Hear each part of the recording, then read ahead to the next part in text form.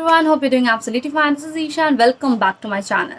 So you must be assuming कि भाई साहब एक महीने से मैं कहाँ गायब थी. मैं ऑलमोस्ट 1 मंथ के बाद ही वीडियो शूट कर रही हूँ. एंड आई होप कि आपके फैमिली मेम्बर्स, आपके रिलेटिव्स, आपके जितने भी जान पहचान वाले हो यार, वो सारे हेल्दी एंड साउंड हो. तो सारे लोग अवेयर हैं कि हम अभी किस सिचुएशन से गुजर रहे हैं.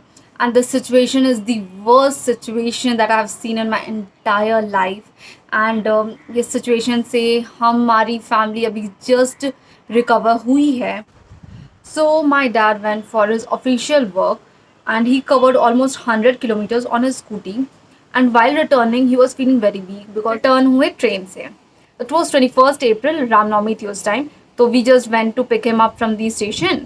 सो वी थॉट 1% चांस हमें लगा कि मे बी कोविड हो सकती है, क्योंकि उस टाइम गवर्नमेंट ऑफिसर्स जितने थी ना, वहाँ बहुत ज़्यादा ही कोविड उस टाइम फैल रहा था. तो 1% चांस हमने लिया. हमने सोचा कि चलो ठीक है, कोविड हो सकती है. बट 99% था अंदर कि नहीं भाई, ये हरासमेंट की वजह से हो रही है. तो ऐसा नहीं था कि उनमें सिम्टम्स थी, कुछ सिम्टम्स कुछ भी नहीं थी. ना ही उन्हें फीवर थी, ना ही कफ थी, ना ही कोल्ड थी. But he was just feeling low. तो उसमें ये चीज़ सोचना कि कोविड है 99% चांस, तो वो हमारी बेवकूफ़ी कहलाती. बट यही बेवकूफ़ी हम पे भारी भी पड़ गई. I tell you how.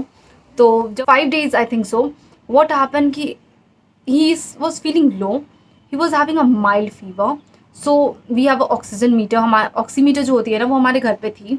तो हमने बस रैंडमली उन्हें चेक किया कि उन्हीं ऑक्सीमीटर में उनकी जो ऑक्सीजन लेवल है वो कितनी जा रही है. सो आई क्लियरली रिमेंबर कि पहले उनकी ऑक्सीमीटर में जो ऑक्सीजन लेवल थी वो पहले 93, और जैसे जैसे शाम होने लगी ना, वो ऑक्सीजन लेवल ड्रॉप होते होते इट केम टू 80. उस टाइम लिटरली हमारी हालत पंचर हो गई कि 80 पहुंच गई oxygen level. What we have to do now. एक आलम हॉस्पिटल है बरियातू में, वो हमारे लिए बहुत ज़्यादा हेल्पफुल साबित हुआ. हम वहाँ पे गए, उन्होंने फर्स्ट ट्रीटमेंट दिया और पापा की सिटी स्कैन की रिपोर्ट निकाली. सिटी स्कैन में लंग्स इन्फेक्टेड थी उनकी. सो ही सेड कि लंग्स इन्फेक्टेड है, बट आप लोग घर में ट्रीटमेंट शुरू कर सकते हो. सो उस टाइम बहुत ही नर्वस थे हम, क्योंकि जैसे ही उस टाइम की सिचुएशन थी ना, एक भी बेड्स अवेलेबल किसी भी हॉस्पिटल में नहीं था. घर ही पे उनके जितने भी इलाज हो सकती है हम घर ही पे शुरू करवाते हैं. 2 दिनों के बाद again his oxygen level started drop. तो हमें इतना पता था कि 95 से नीचे ऑक्सीजन लेवल नहीं जानी चाहिए. तो 3 बजते बजते उनकी ऑक्सीजन लेवल 60 पहुंच गई. एंड हमारी हालत इतनी ज़्यादा ख़राब हो गई उस टाइम कि क्या करें नहीं करें कुछ समझ में नहीं आ रहा था. हमने जितने पॉसिबल कॉन्टैक्ट से सबसे कॉन्टैक्ट किया कि किसी को भी नेक्स्ट डे अगर एक बेड मिल जाती है तो बेड्स हमें कहीं से भी दिला दो यार. देयर वाज अ नंबर जो गवर्नमेंट हेल्पलाइन नंबर थी, उस पर दे वर अवेलेबल 24/7. आई गेस वो 104 थी शायद, I am not sure, but शायद वो 104 थी. मेरे भाई ने उस पर कॉन्टैक्ट किया कि ऐसा ऐसा चल रहा है. तो ही वॉज लाइक ओके, अभी हम ऑक्सीजन सिलेंडर आज तो प्रोवाइड नहीं कर पाएंगे क्योंकि बहुत लेट हो गया था. हम लोग को समझ सकते हैं उस चीज़ को. But at the same time वो हमारी हेल्प करते रहे थ्रू आउट कि आप डॉक्टर से कनेक्ट करते रहो. After 3:30 his oxygen level started dropping from 60 also. उस टाइम सिचुएशन जो थी ना, अपने कंट्रोल में नहीं थी. हमें कुछ समझ में नहीं आया. हम बस निकल पड़े गाड़ी लेके. जितने भी नियर बाई हॉस्पिटल्स थे हम गए, चाहे वो छोटे हॉस्पिटल हो चाहे वो बड़े बड़े हॉस्पिटल. एम्बुलेंस तक में उन्होंने ऑक्सीजन सिलेंडर्स नहीं रखे थे. इंस्टेड हमें वहाँ हार माननी नहीं थी. हम लोग हॉस्पिटल्स टू हॉस्पिटल्स जाते रहे. सो लास्टली हम लोग आलम हॉस्पिटल गए और वहाँ पे पापा को 1 घंटे के लिए उन्होंने कहा कि हम 1 घंटे के लिए ऑक्सीजन प्रोवाइड कर सकते हैं. आपको 1 घंटे का टाइम दिया जा रहा है, आप जो कर सकते हो करो, क्योंकि उसके बाद हम नहीं रख सकते क्योंकि वो हमें अलाउड नहीं है और बेड्स भी अवेलेबल नहीं हैं. तो वी वर लाइक ठीक है. 1 घंटे का हमने टाइम लिया. बरियातू में एक प्लेस थी रॉयल समथिंग, आगे हम वहाँ पे गए. पापा की ऑक्सीजन लेवल फ्लक्चुएट होके आ गई 55 और हमारी हालत हो गई पंचर. हमें नहीं समझ में आया कि हम क्या करें. उन्होंने स्ट्रेटली बोल दिया कि हम इन्हें अब नहीं ले सकते हैं क्योंकि इन्हें वेंटिलेशन की ज़रूरत है, हमारे पास वो फैसिलिटीज़ हैं नहीं, और at this point of time हमें इन्हें एडमिट करना वो सही नहीं है. वो सिनेरियो जो थी ना यार, हमें लग रहा था यार कितनी हेल्पलेस हम फील कर रहे हैं। पता नहीं क्या हो रहा है, कुछ समझ में नहीं आ रहा था वो सिचुएशन क्या थी। देन लास्टली हमने सोचा कि नहीं, ये टाइम गिव अप करने का नहीं है। गॉड्स ग्रेस हमें रिम्स में एक बेड मिल गया। वी वर लकी एनफ कि मैं और मेरे भाई पापा के साथ वहाँ पे स्टे कर सकते थे। बहुत सारे ऐसे न्यूज़ सुनने को आ रहे थे जो हमें हॉरिफाई कर रहे थे, but at the same time we are relax at least ठीक है हम पापा के साथ है। We know the situation is worst but we have to tackle with that. हमें पापा को ठीक करना ही है at any cause. We don't know, कुछ भी हो जाए हमें पापा को रिटर्न घर लेके आना ही है, ये हमारे अंदर था। समाउ आई रिमेंबर कि जो ट्रीटमेंट थी वो शुरू हो गई थी वहाँ पे, और थोड़ा रिलैक्स फील कर रहे थे कि हमें बस डर था ऑक्सीजन लेवल का, अदरवाइज ही वॉज फाइन।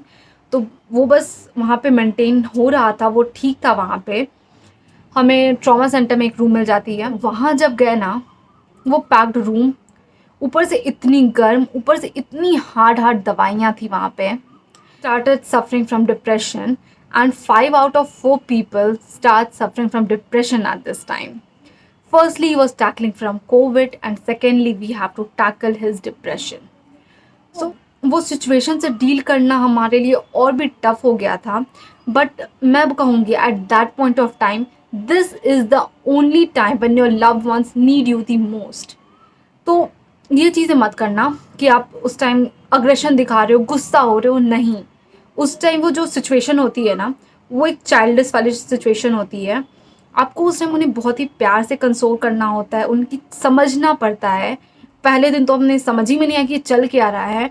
हम लोग पापा को समझाते रहे, नहीं पापा हम लोग हॉस्पिटल में हैं, but he was not ready to understand a single word of ours. But वो और अग्रेसिव होते जा रहे थे। उस टाइम उन्हें हैंडल करना बहुत ही ज़्यादा मुश्किल हो रहा था। केस में वी वर लकी एनफ कि हम में से कोई भी पॉजिटिव नहीं था, बस मेरे डैड पॉजिटिव थे।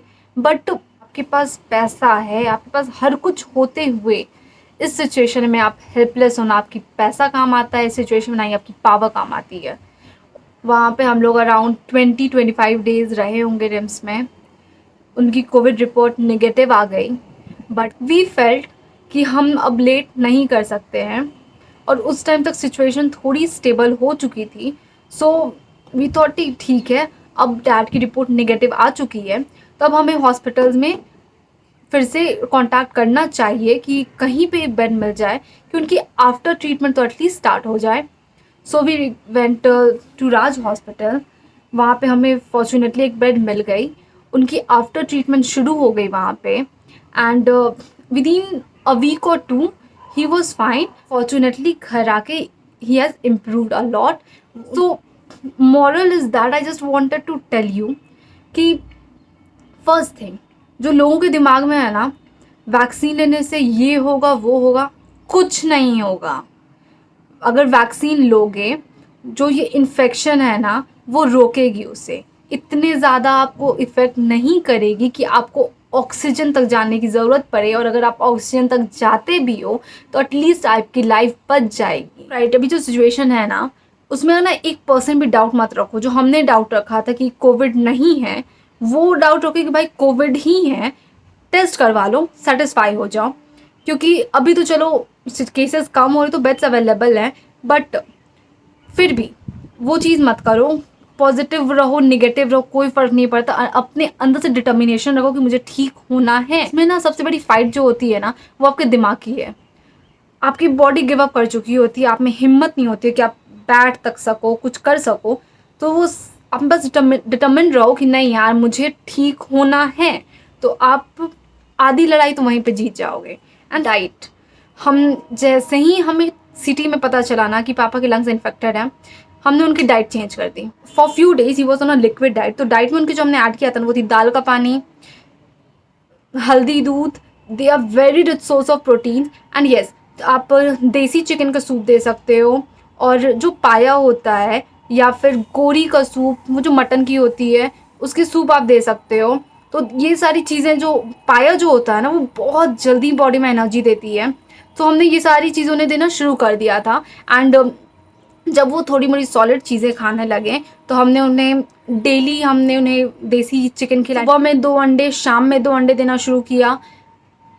कभी उन्हें मटन खाना अलाउड नहीं होता है, क्योंकि वो कहा जाता है कि बहुत ज़्यादा हैवी हो जाती है, उसमें बहुत ज़्यादा कार्ब्स होते हैं। बट मटन का जो कलेजी होती है ना, वो हमने दिया उन्हें। काढ़ा पियो, सूप पियो, जूस पियो, जितने भी गर्मा गर्म चीज़ें होती है वो सारे अपने डाइट में ऐड करो।